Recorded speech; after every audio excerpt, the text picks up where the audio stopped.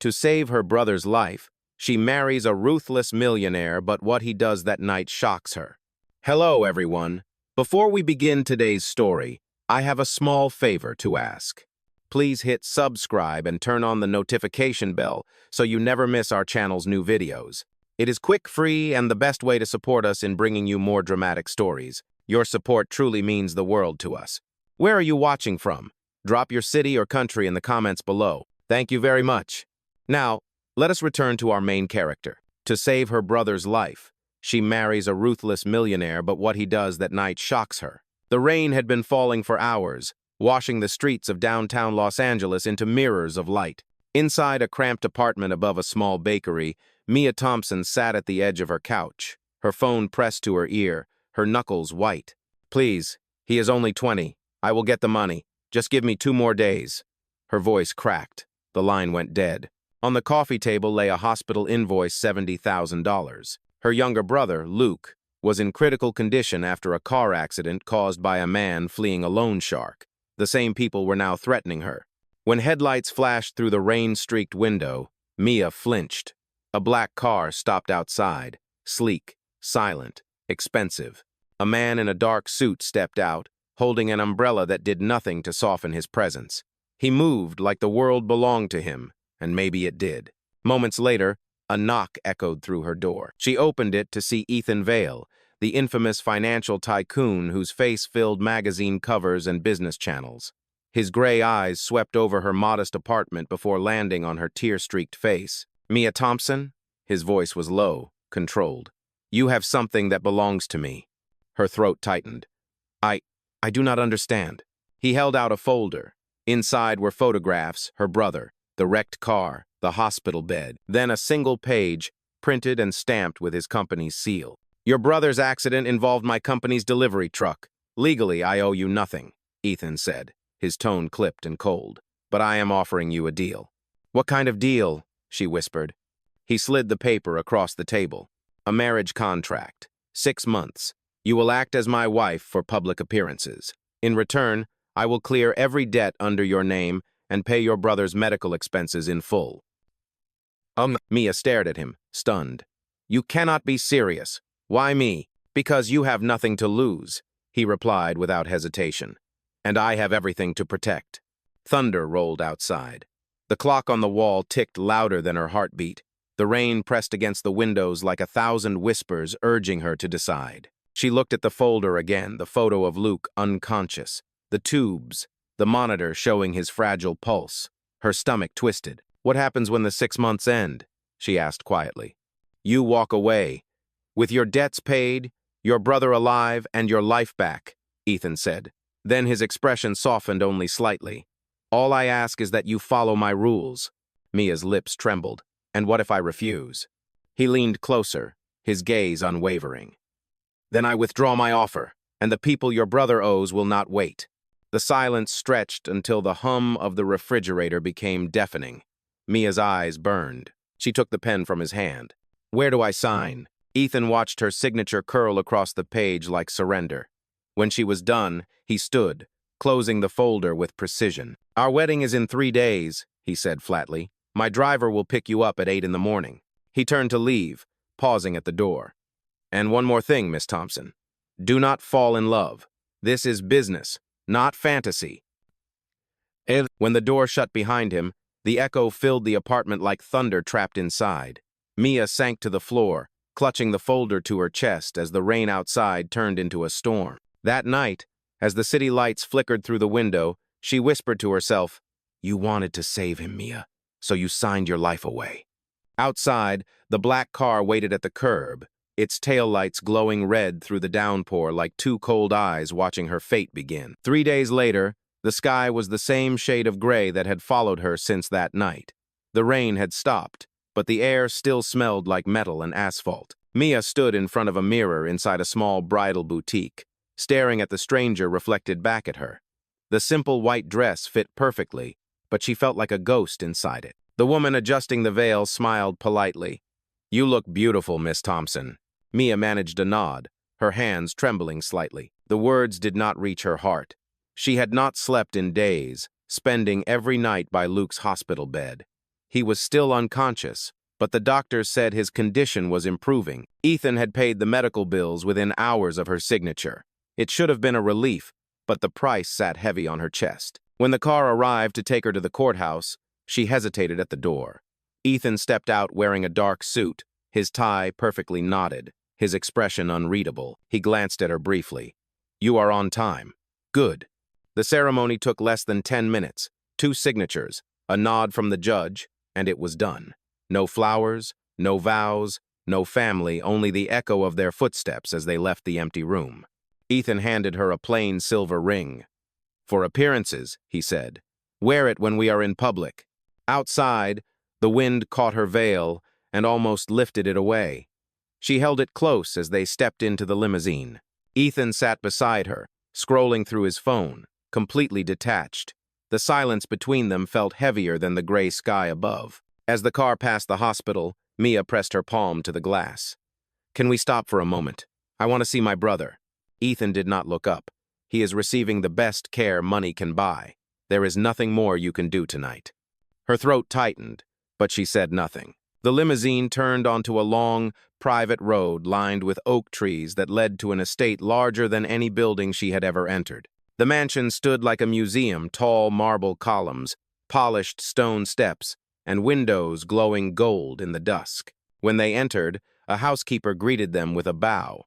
"Welcome home, Mr. and Mrs. Vale." Mia froze at the title. Ethan's voice was calm. "Show her to the West Wing, the guest suite." "Oh." The woman led her through wide hallways lined with paintings worth more than Mia's entire life. The guest room was the size of her old apartment, filled with soft light and silence. As the door closed behind her, Mia stood alone, staring at the ring on her hand. Downstairs, Ethan poured himself a glass of whiskey.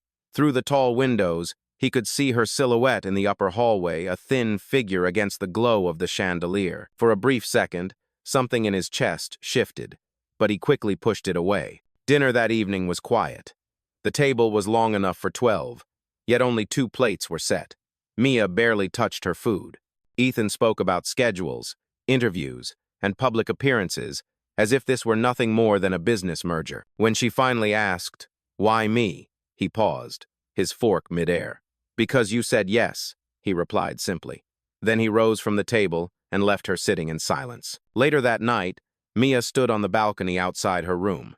The wind smelled of rain again, distant thunder rolling in the hills.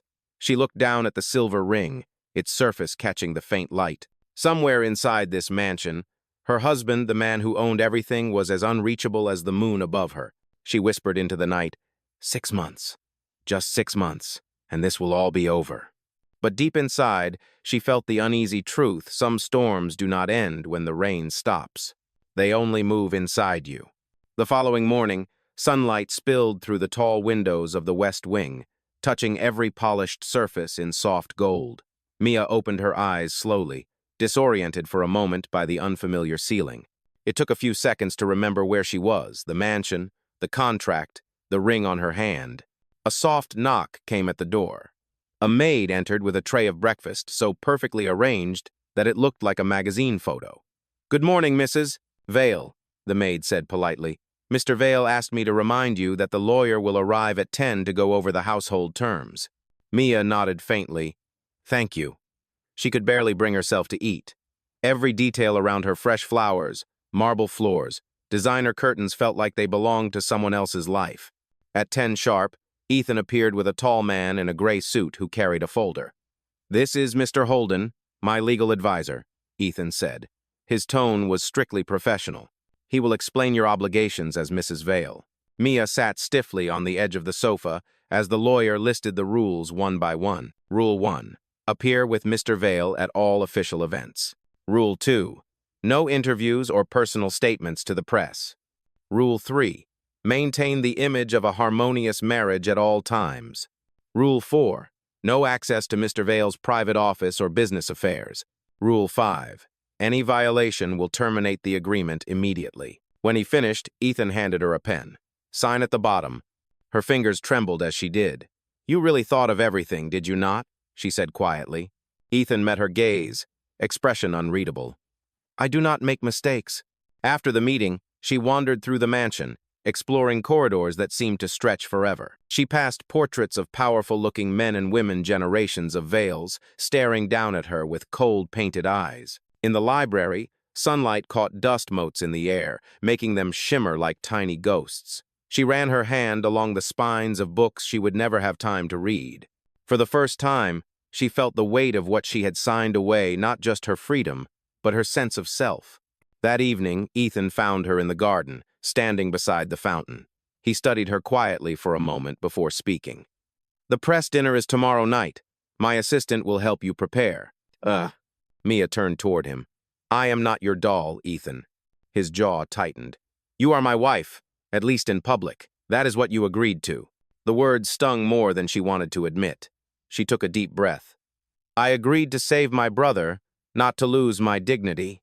For the first time, a flicker of surprise crossed his face. Then he looked away. "Do whatever you must to feel noble, Mia. Just remember, nobility does not pay hospital bills." And he walked back toward the house, leaving her standing by the fountain, her reflection trembling in the water. That night, she sat at her desk and wrote a letter to Luke. "You are getting better, and that is what matters. I am fine here. It is strange, but not terrible. Please stay strong for me." She folded the letter and pressed it against her heart. In the silence of the massive room, the ticking clock sounded like footsteps pacing in her chest. Across the mansion, Ethan stood in his private study, staring at the same storm clouds forming beyond the glass. He poured another drink but did not taste it. For a moment, he wondered why her words earlier, "I agreed to save my brother, not to lose my dignity," kept echoing in his head. He had made many deals in his life, but none that left him this unsettled.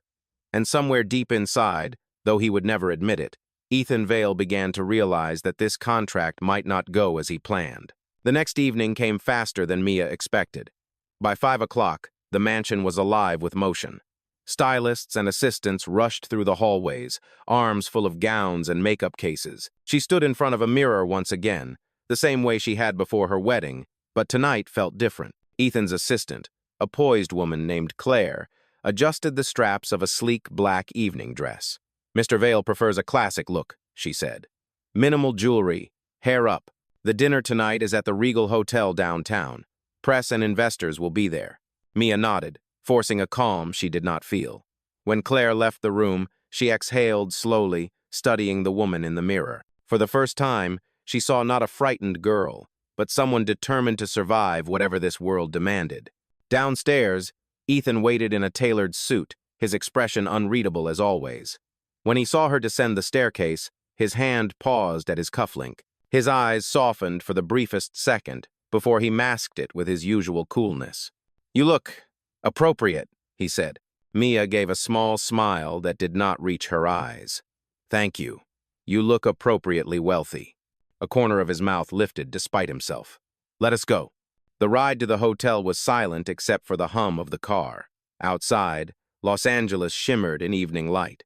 When they arrived, flashes from cameras greeted them. Ethan placed a hand at her waist, the touch light but firm, guiding her through the crowd. "Smile when I speak," he murmured under his breath.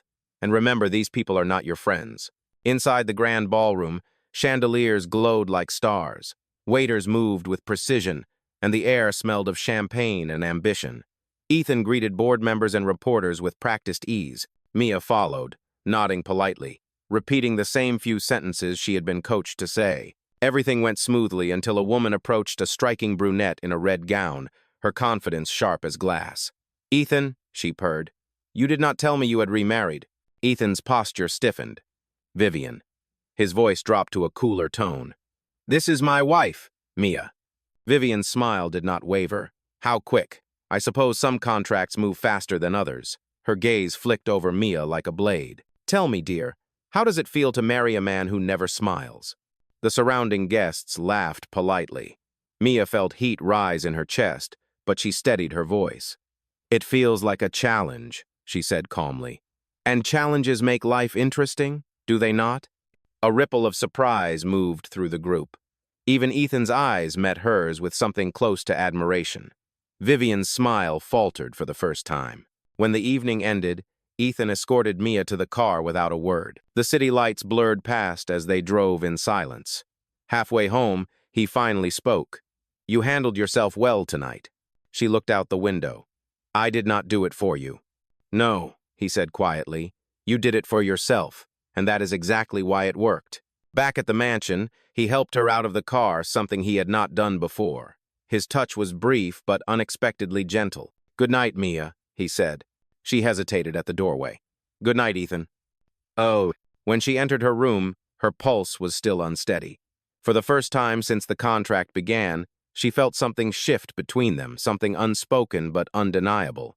In his study, Ethan stared at his reflection in the dark window. He had built an empire by controlling every detail, yet one dinner with her had unsettled him more than any hostile takeover. He took a slow breath and whispered to himself, this was supposed to be business. But deep down, he knew it was no longer just that. The following week unfolded in a blur of obligations. Ethan and Mia appeared together at charity luncheons, corporate dinners, and photo sessions that felt more like interrogations than celebrations. Everywhere they went, flashing lights followed, and whispers trailed behind them like a shadow. Mia moved through each event with quiet grace, remembering Claire's coaching, remembering Ethan's warning. These people are not your friends. But she was learning something he had not expected: how to stand her ground in a room full of power. At one investor conference, a reporter cornered her after Ethan stepped away. Mrs. Vale, he asked with a smirk, some say your marriage is a publicity stunt. Care to comment? Mia smiled faintly, her heart pounding. If love and loyalty are stunts, then I suppose we are guilty, she said calmly. But the truth is simple.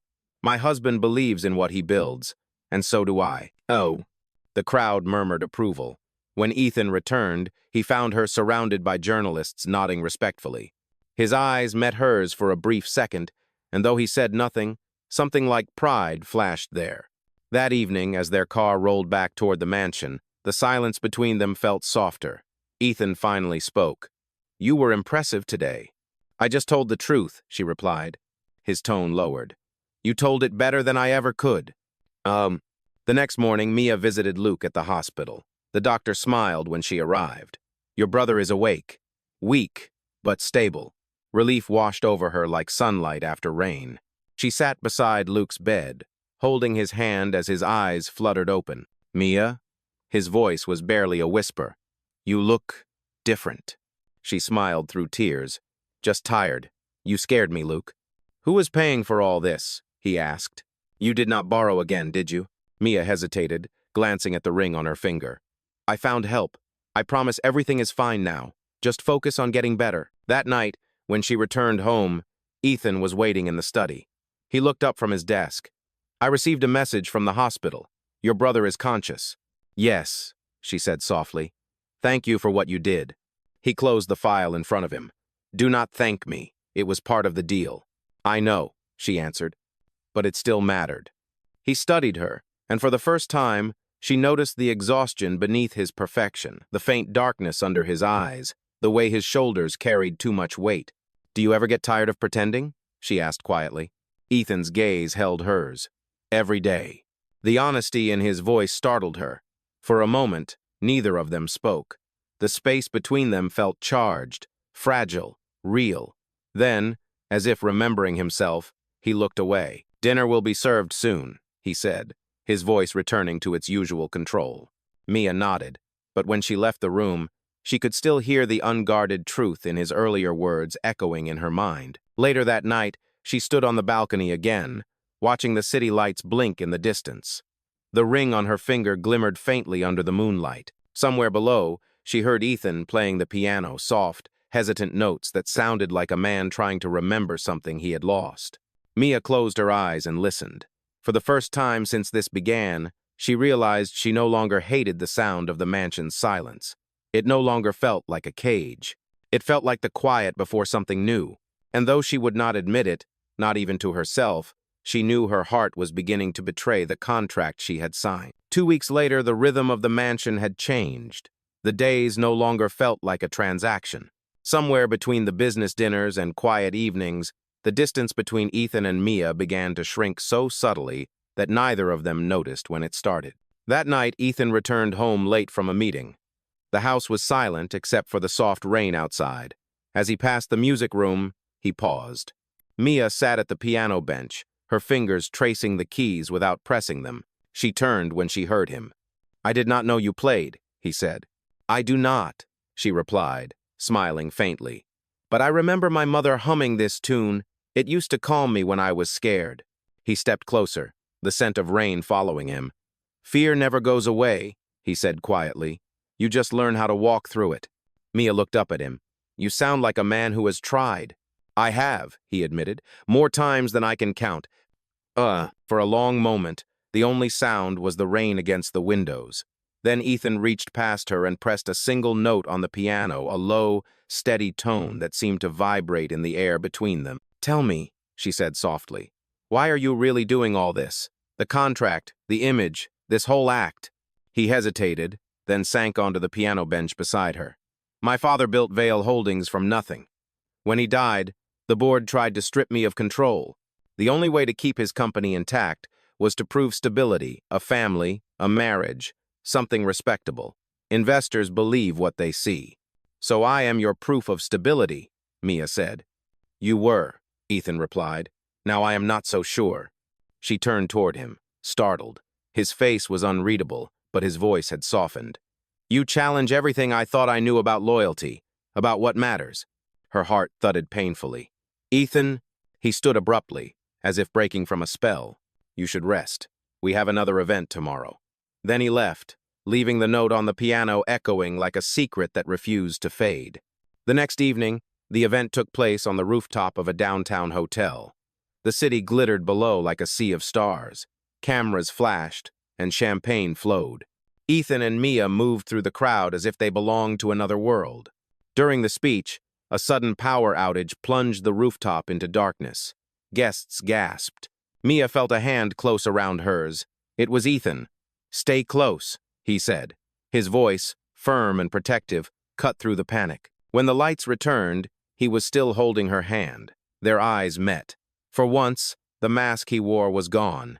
He looked human, tired, flawed, and real. Later, as they stood near the edge of the terrace, the night air cool against their skin, Mia whispered, "You are not as cold as people think." He gave a faint, almost sad smile. "Do not tell anyone. It would ruin my reputation."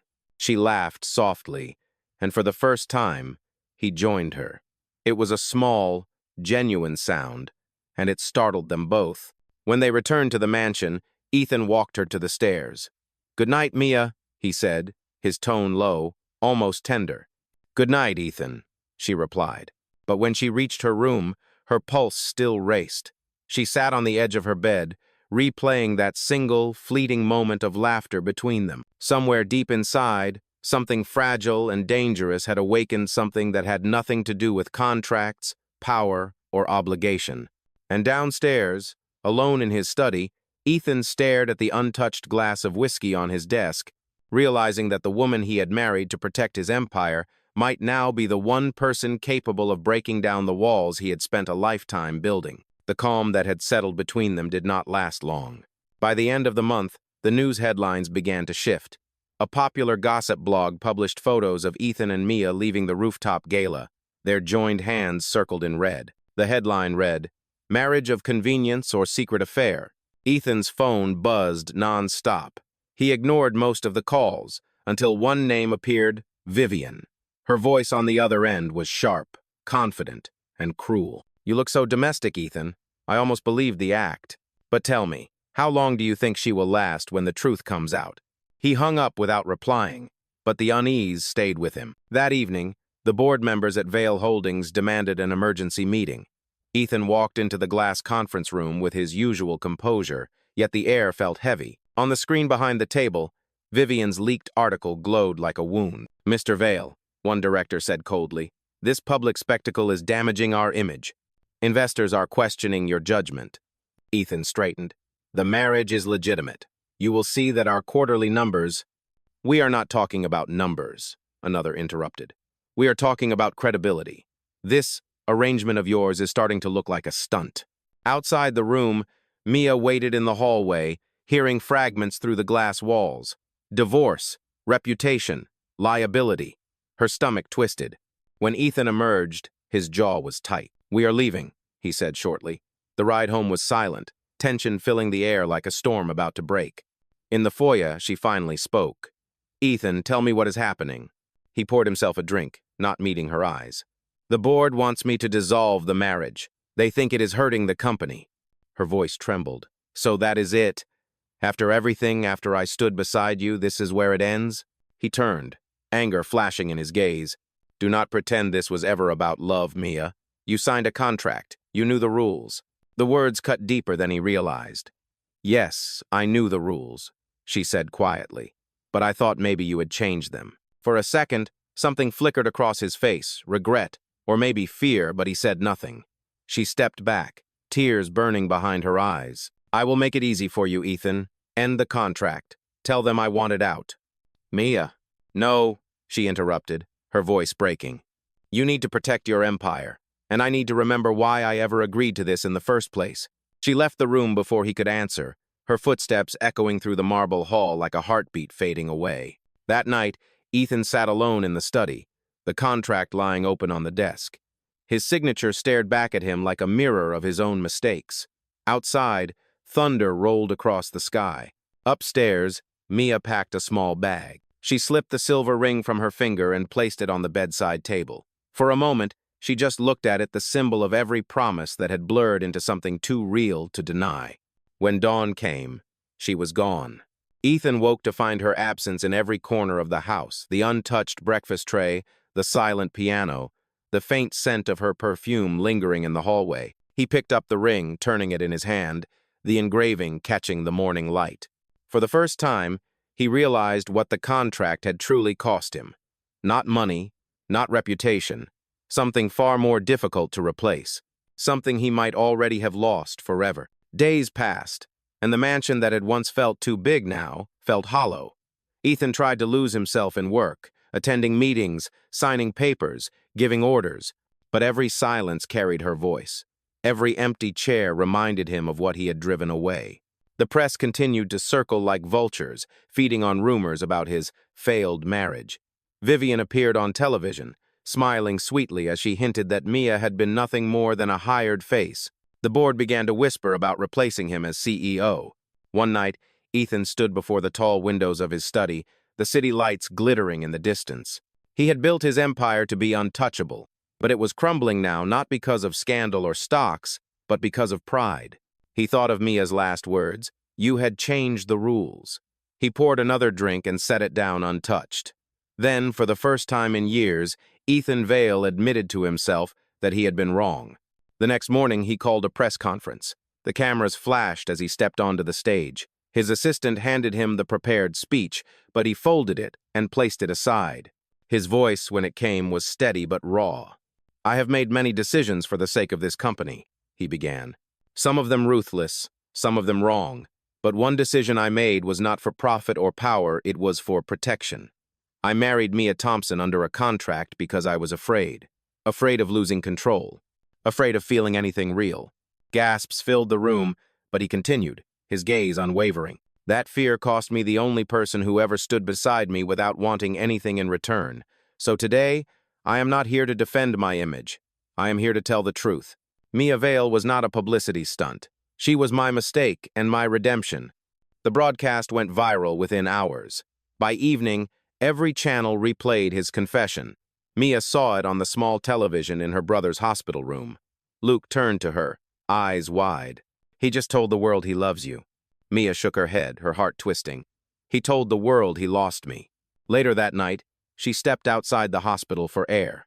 The city smelled of rain again. A black car pulled up beside the curb, and when the door opened, Ethan stood there tired, drenched, and completely unguarded. "Mia," he said softly, "I had to see you." She stared at him, unable to speak. "I meant every word I said," he continued. "You were never part of the plan, but you became the reason I want to be better. I do not care about the company. I just need you to know that I am done pretending." Her eyes filled with tears. "Why now, Ethan? Why after everything?" "Because the truth needed to be said where everyone could hear it," he replied. "But this part, what I am saying now, is only for you." He reached into his pocket and pulled out the silver ring she had left behind. The inside was engraved with a new word beside her brother's name, "Alive." "I had it changed," he said quietly. because that is what you made me. Alive. Mia took the ring in her trembling hand, her breath catching. For the first time, Ethan looked uncertain, almost afraid. I do not expect forgiveness, he said, but if you can find it in your heart to give me one more chance, I will spend the rest of my life proving I deserve it. The night held its breath between them. Then Mia whispered, You already started proving it, Ethan. And for the first time since their wedding day, she stepped forward not because of a contract, but because she wanted to. The morning sun rose over Los Angeles like a promise. A week had passed since Ethan's public confession, and the chaos that followed had slowly turned into silence.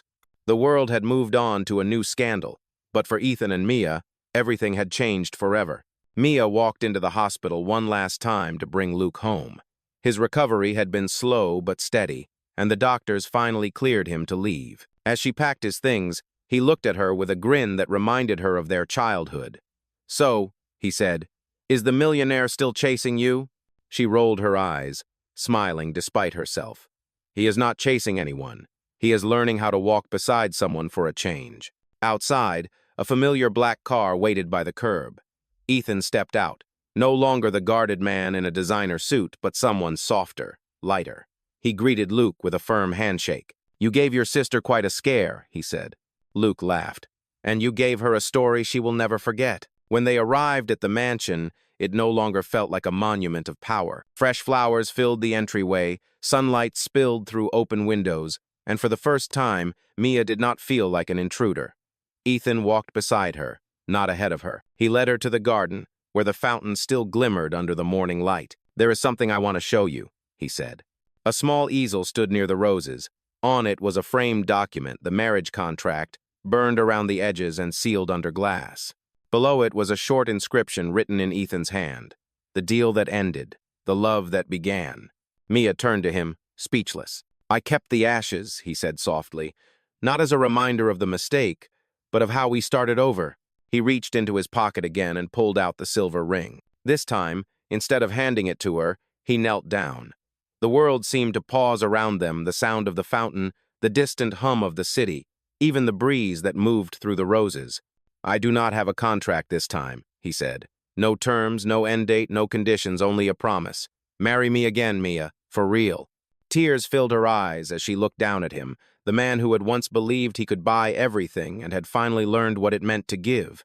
Yes, she whispered, this time for love. He slipped the ring onto her finger. It glinted in the sunlight, the engraved word alive, shining brighter than ever. Weeks later, the newspapers carried a new headline. Ethan Vale marries again, same bride, different story. But neither of them cared about the headlines anymore. In the closing scene of their new life, Mia returned to her art, something she had abandoned long ago. She transformed one of the mansion's unused rooms into a studio filled with light and color. Ethan often joined her there after work, still in his dress shirt, watching her paint. One afternoon, he leaned against the doorway and said, You know, I once thought success meant never needing anyone. Now I know better. Mia looked up from her canvas and smiled.